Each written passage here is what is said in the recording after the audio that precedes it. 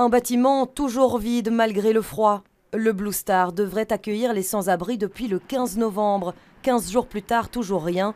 Hier, la secrétaire d'État Zualdemir a convoqué une réunion entre représentants fédéraux et régionaux. Objectif, signer enfin la convention d'occupation des lieux.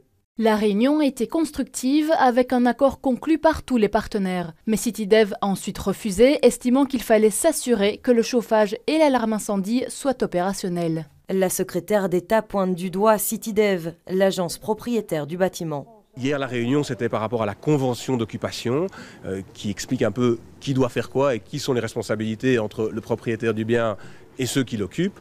Hier, il y a eu une réunion avec des demandes de modification de leur part.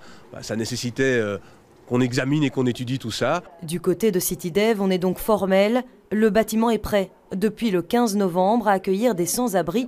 Alors qu'est-ce qui coince ? Le ministre bruxellois Pascal Smet s'est exprimé ce matin.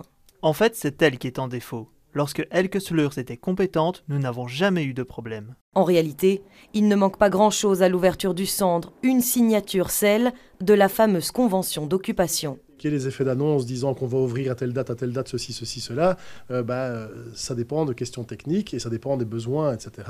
Donc, restons calmes. Les opérateurs sont professionnels. La Croix-Rouge d'un côté et le SAMU social de l'autre font un boulot remarquable. Nous, on vient en soutien à tout cela et il faudrait peut-être aussi que le politique signe des conventions de temps en temps. Cet après-midi, la secrétaire d'État a finalement donné son aval. Un accord a été scellé avec CityDev. L'accueil de deuxième ligne devrait être assuré dans les prochains jours. Aucune date n'a été communiquée.